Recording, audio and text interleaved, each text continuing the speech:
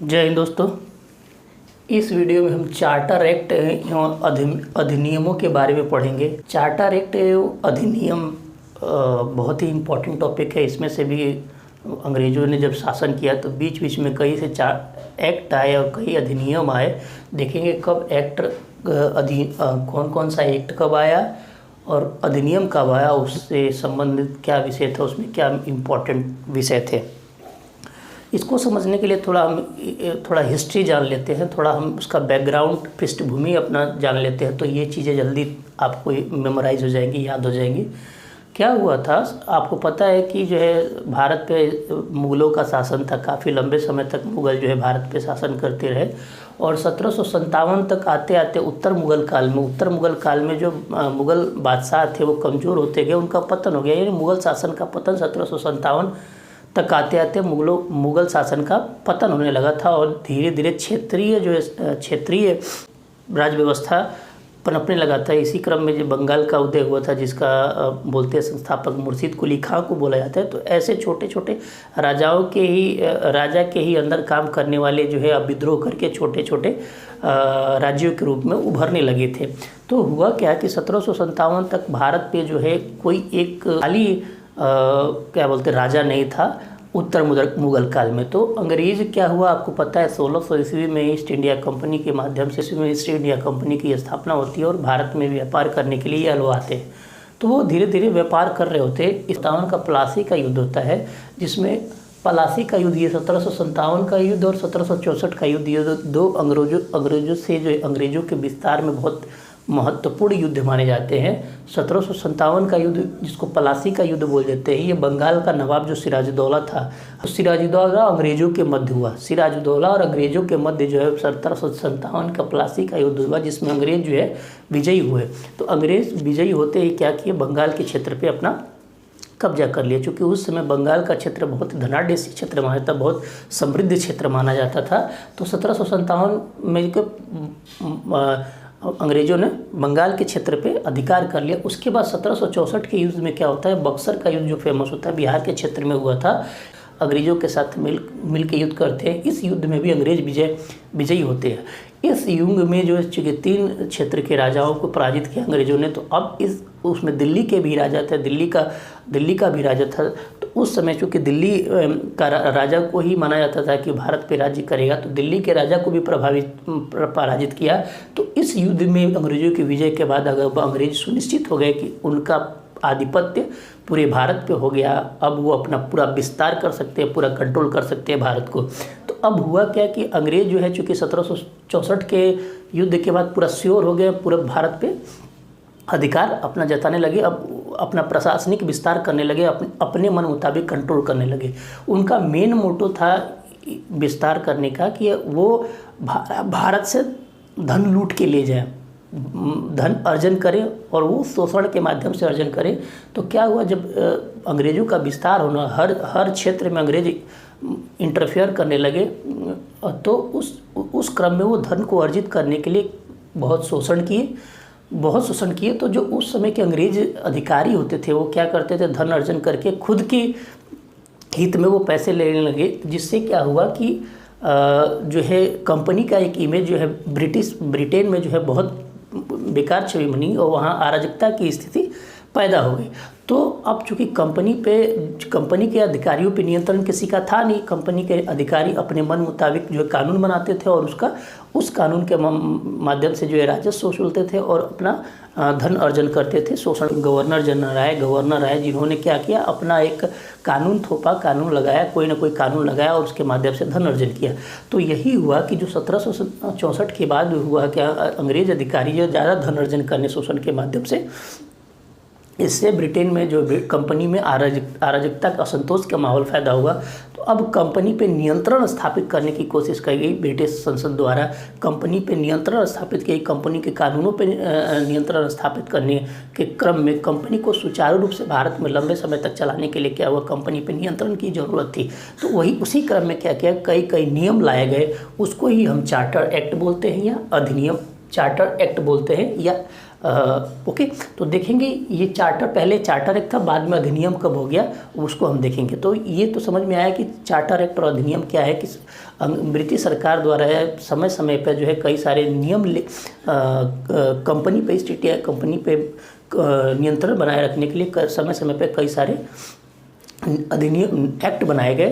तो उसी को देखते हम पहला ही आया 1764 के बाद। हमने बोला कि 1764 के बाद अंग्रेजों का अधिकार हो गया था पूरे भारत पे, वो भारत से क्या धन अर्जन करने लगे। तो उस क्रम में क्या है, कंपनी पे पहला नियंत्रण स्थापित करने के लिए इसके कितना साल बाद, 64 है, 9 साल बाद 1773 में रेगुलेटिंग एक्ट आया। ये बहुत इंपॉर्टेंट है, ये पहला ही एक्ट आया था। तो 1773 में रेगुलेटिंग एक्ट, 1773 का रेगुलेटिंग एक्ट बहुत इंपॉर्टेंट हो जाता है। इस पर क्या किया गया, हमने बोला ना कि कंपनी पे किसी का नियंत्रण रहता, फर्स्ट टाइम कंपनी पे संसदीय नियंत्रण स्थापित करने की कोशिश की गई, स्थापित की गई। इसके लिए क्या किया गया, भारत में क्या किया गया, और चूँकि कंपनी भारत में शासन कर रही थी और ब्रिटेन से संचालित हो रही थी, तो इसके लिए 2 काम किए गए। भारत में कंपनी पे क्या किया गया और ब्रिटेन में कंपनी पे क्या किया गया। भारत में क्या किया गया, बंगाल का जो गवर्नर था 1764 की ईस्वी में बंगाल में गवर्नर होता है। ये दोनों युद्ध जो है लॉर्ड क्लाइव, आप लोग नाम सुने होंगे, लॉर्ड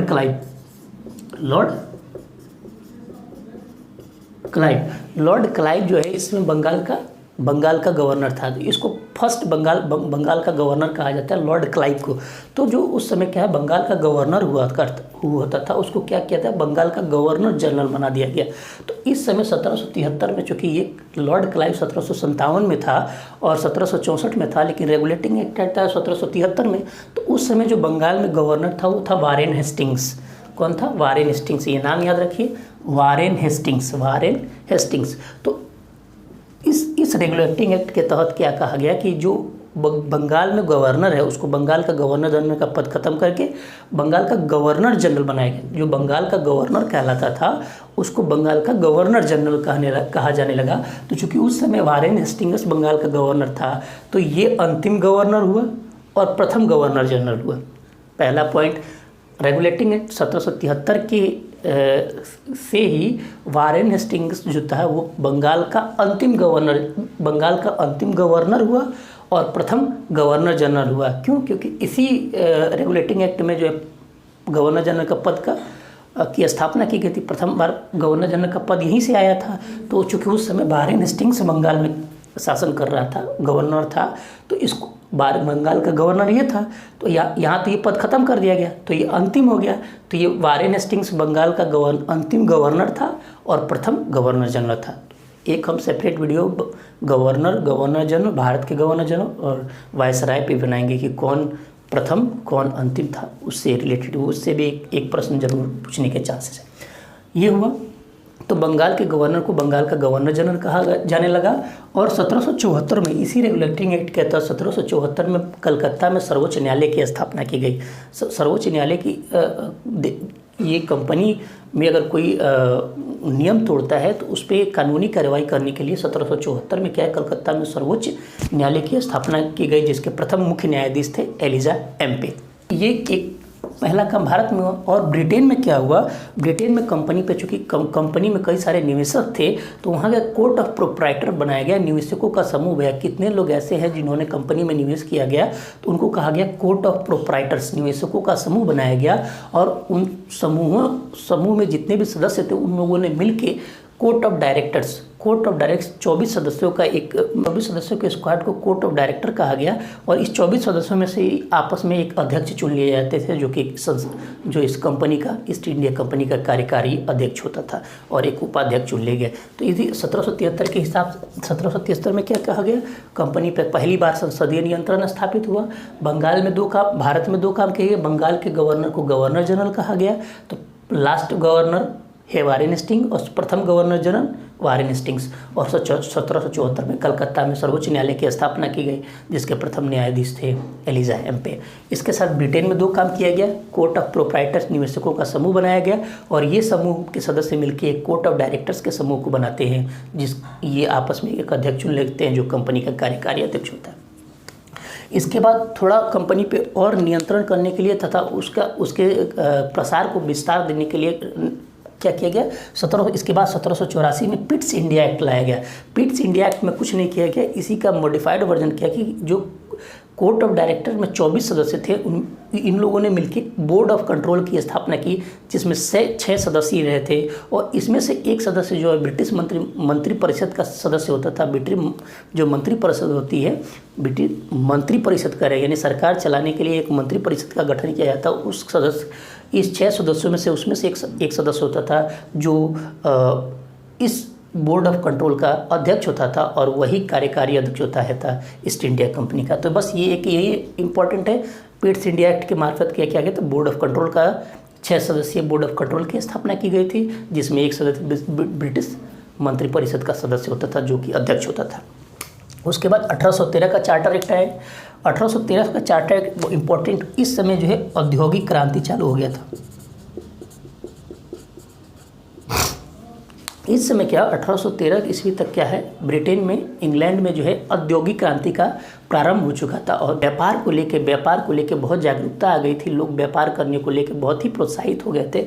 तो क्या है कि औद्योगिक क्रांति का प्रारंभ हो गई थी, तो औद्योगिक क्रांति करने के लिए, व्यापार करने के लिए आपको क्षेत्र चाहिए होता। तो उस समय भारत बहुत ही धनाढ्य समृद्ध क्षेत्र था, तो व्यापार करने की दृष्टि से क्या है, वहाँ लोग, तो चूँकि भारत पे ईस्ट इंडिया कंपनी का अधिकार था, तो वहाँ तो कंपनी का एक अधिकार चल रहा था। तो कहा गया पहले कि चीन और चाय, चीन में और भारत में चाय को, इन दोनों व्यापार को छोड़ के कोई भी व्यापार कर सकता है। मतलब औद्योगिक क्रांति की वजह से 1813 के चार्टर एक्ट में कहा गया कि चूंकि औद्योगिक क्रांति था तो सबको व्यापार करने का अधिकार था। तो उन्होंने कहा कि ईस्ट इंडिया कंपनी भारत में चाय का व्यापार और ईस्ट इंडिया कंपनी का चीन में व्यापार, इन दोनों को छोड़ के कोई भी भारत में व्यापार कर सकता है। तो ये कहा गया। तो यहाँ हम देख रहे हैं कि पहली बार कंपनी का जो है एक अधिकार समाप्त करने की चेष्टा हुई। चीन और चाय के अतिरिक्त भारत में कोई भी व्यापार कर सकता था।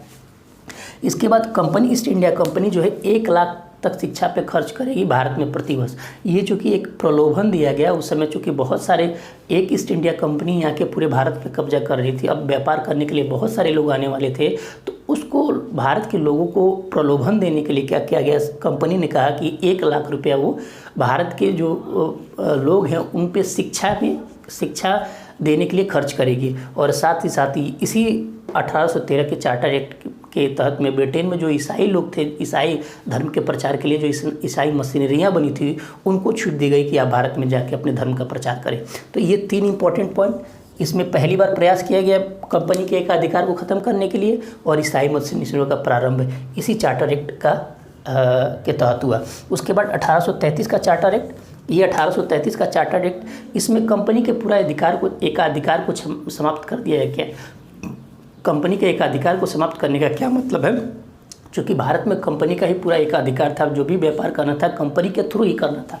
लेकिन अब क्या किया, एकाधिकार समाप्त कर दिया गया, मतलब कि अब कोई भी जाके भारत में डायरेक्टली व्यापार कर सकता था। लेकिन पहले क्या था कि कंपनी का एकाधिकार होने से क्या था कि कोई भी अगर भारत में व्यापार करना चाहता था तो वो कंपनी के थ्रू ही, कंपनी में निवेश करता था, उसके थ्रू ही व्यापार कर सकता था। लेकिन 1833 ये पूछेगा कि जो है कंपनी का एकाधिकार कब समाप्त हो गया, तो 1833 ईस्वी में। और पहली बार कब शुरुआत हुआ कंपनी के अधिकार को ख़त्म करने की, 1813 ईस्वी में। तो इस 1833 के चार्टर एक्ट के तहत क्या हुआ, कंपनी का एकाधिकार समाप्त हो गया, यानी अब कोई भी जाके कोई भी भारत में व्यापार कर सकता है। इसके बाद कहा गया कि बंगाल का जो गवर्नर जनरल था, हमने देखा था 1773 का जो रेगुलेटिंग आया था, इसमें हमने बंगाल के गवर्नर को गवर्नर जनरल बनाया था।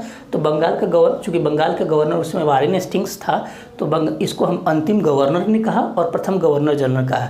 लेकिन 1833 का चार्टर एक्ट के तहत क्या किया, जो ये बंगाल का गवर्नर जनरल था उसको भारत का गवर्नर जनरल बना दिया गया। कहा गया कि अब जो बंगाल का गवर्नर जनरल है उसको केवल बंगाल का नहीं कहेंगे, अब भारत का गवर्नर जनरल कहेंगे, क्योंकि उस समय अंग्रेजों का विस्तार पूरे भारत में हो गया था।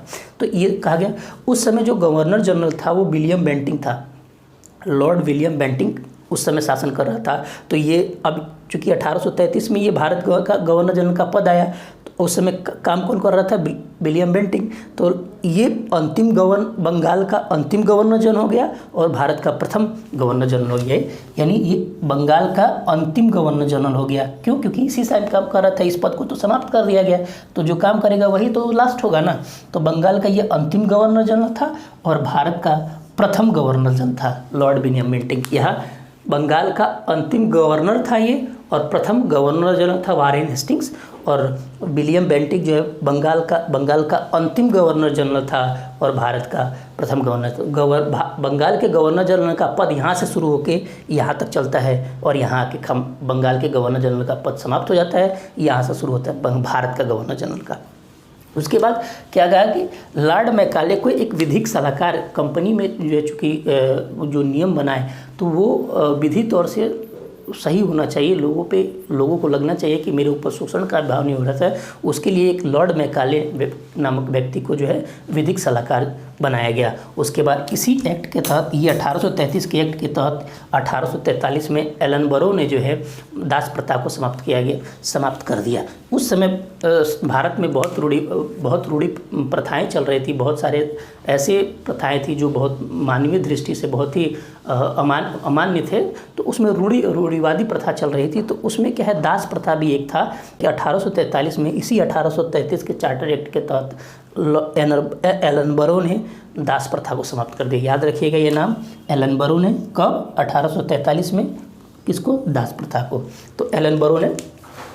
उसके बाद 1853 का चार्टर एक्ट आया है। इसमें कुछ नहीं, चूँकि कंपनी के अधिकारी जो है डायरेक्ट चुने जाते थे, तो कहा गया कि अब कंपनी के अधिकारियों को चुने जाने के लिए क्या है, ऐसे नहीं होगा, अब एक प्रतियोगिता परीक्षा होगी, उसमें जो पास होगा वही वैलिड माना जाएगा, वही योग्य माना जाएगा, कंपनी के अधिकारी बनिए। तो 1853 में ही क्या किया गया, कंपनी के अधिकारियों के लिए प्रतियोगिता परीक्षा की शुरुआत की गई। तो ये भी इम्पोर्टेंट है कि कंपनी के अधिकारियों के लिए कब अधिकारी पद के लिए कब प्रतियोगिता परीक्षा की शुरुआत हुई?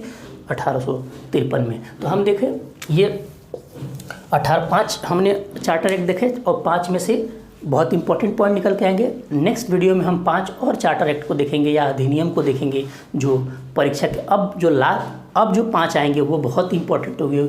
जनरली उसी से बहुत महत्वपूर्ण पॉइंट्स पूछ लिए जाते हैं। इसमें से आपको ये पहला रेगुलेटिंग एक्ट, इसमें वारेन हेस्टिंग्स जो बंगाल का गवर्नर था और गवर्नर जनरल बना, और 1833 का जो बंगाल का गवर्नर जनरल था भारत का गवर्नर जनरल बना। साथ में कंपनी का अधिकार समाप्त कर दिया गया और ये कंपनी के प्रतियोगिता परीक्षा की शुरुआत। तो ये एक चार्टर एक्ट से संबंधित चार्टर एक्ट पार्ट 1 है, जिसमें आपको 5 हमने चार्टर एक्ट बताए। 1773 का रेगुलेटिंग एक्ट, 1784 का पिट्स इंडिया एक्ट, 1813 का चार्टर एक्ट। इसको याद करने का तरीका, इसमें औद्योगिक क्रांति की शुरुआत हो गई थी ब्रिटेन में, उससे ही रिलेटेड थी। और 1833 का चार्टर एक्ट, जिसमें जो बंगाल के गवर्नर जनरल का पद खत्म करके भारत का गवर्नर जनरल का पद आया, उस समय विलियम बेंटिक काम कर रहा था, तो ये भारत का प्रथम गवर्नर जनरल बना।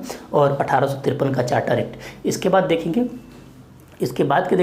1853 आ गए तो हमको पता है कि 1857 में जो क्या है, 1857 में जो विद्रोह हुआ था, 1857 का विद्रोह हुआ था, जिसको भारत के प्रथम स्वतंत्रता संग्राम कहा जाता है।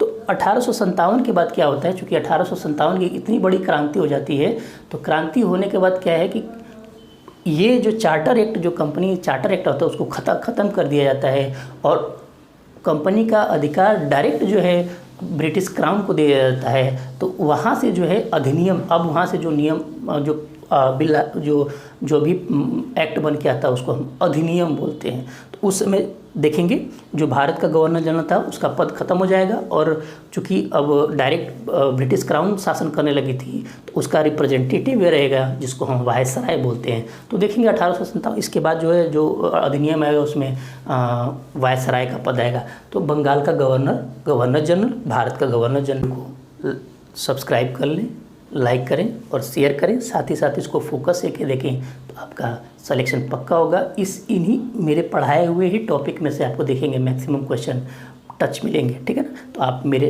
वीडियोस को बहुत फोकस से देखें और साथ ही साथ प्रैक्टिस भी करें इससे रिलेटेड टॉपिक्स। इस जो मैं पढ़ाया इससे रिलेटेड क्वेश्चन आंसर सॉल्व कर ले, आपको आपका कॉन्फिडेंस डेफिनेटली बढ़ेगा और साथ ही साथ में आप परीक्षा में बहुत कॉन्फिडेंट होके जाएंगे और परीक्षा को क्रैक करके जाएंगे।